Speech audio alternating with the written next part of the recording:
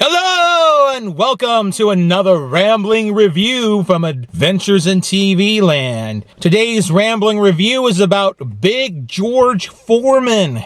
Big George Foreman is a biopic about George Foreman, the two-time heavyweight champion of the world. And not only that, he was and currently, at the recording of this video, still the oldest heavyweight champion of the world at the age of 45, and he held on to it for another 3 years and retired at the age of 48 from boxing. I remember in 1994 when George Foreman won the heavyweight championship again. I was a freshman in college, and back in those days, pay-per-view events were really big. That was a big event in our dormitory and different places. I think they even had it playing on in the university, kind of the dining center, the student center. People were shocked. I mean, the fight went on a lot longer than people expected, and George Foreman beating Michael Moore was something completely unexpected. Anyway, the movie Big George Foreman, it condenses the life of Foreman, and in some ways it's kind of sad because George Foreman had his life story is a very interesting life story. He grew up in poverty. He was one of 7 kids. He came from a religious family, but George Foreman, himself was not very religious. He rebelled. He got in trouble with the law. He was a pickpocket. He mugged people. He did a lot of bad things. He got his life started to turn around when he joined the Job Corps, introduced to boxing, and he trained, and he was an excellent boxer. Had a very, very heavy punch. The movie, his trainer, Doc, portrayed by Forrest Whitaker, he introduced him to boxing, and within about a year's time, he was off to the Olympics, and he won the gold medal and quickly rose through the ranks. So he was 37-0, and he fought Joe Frazier and beat Joe Frazier in Jamaica. He eventually lost in the Rumble in the Jungle, this infamous fight that was held in Africa. There was a lot of controversy about that fight, and Foreman, at that time, he hated Ali. He just wanted revenge. He started a comeback, and then on the trail of his comeback, after losing a fight again, he actually had a near-death experience, and he found God at that point. He turned his life around. He retired from boxing, studied the Bible,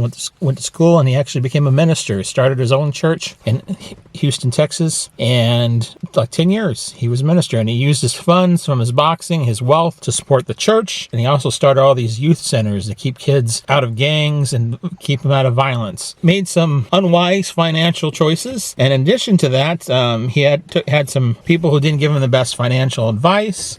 All this is personified by one character. The character is a conglomeration of several individuals really in Foreman's life. His entire wealth has evaporated in a very short time, and so he didn't have the funds to support the church or the youth centers, and he ended up going back into boxing because that's what he knew. He said he did it once, he would do it again. And so 10 years after he retired, he entered in boxing again. It was a very different story when George Foreman came back. He was a very stoic figure that didn't smile very much his first round. Second time around, he was very lovable, very likable. People loved to have him on TV. He was invited to all these different talk shows and everything, and he eventually won the championship. So he was the once and future heavyweight champion of the world. I really liked the movie Big George. I just like George Foreman, the story of his life. I want to know even more than I know now about it after seeing this film. The film does condense a lot of things. I mean, it's about 2 hours long, but condenses so much. It shows some of the warts of Foreman's history, first half of his life when mugged people, and then when he was very unfaithful to his wives. In the movie, they condensed it into one wife, but George Foreman had several wives before his current wife, who he's been married to for well over 20 years now at this point. I think the actor, Chris Davis, who portrays Foreman, he does an excellent job, acting top-notch. I think my biggest drawback for this movie is that because Foreman's life is so interesting, they condense so much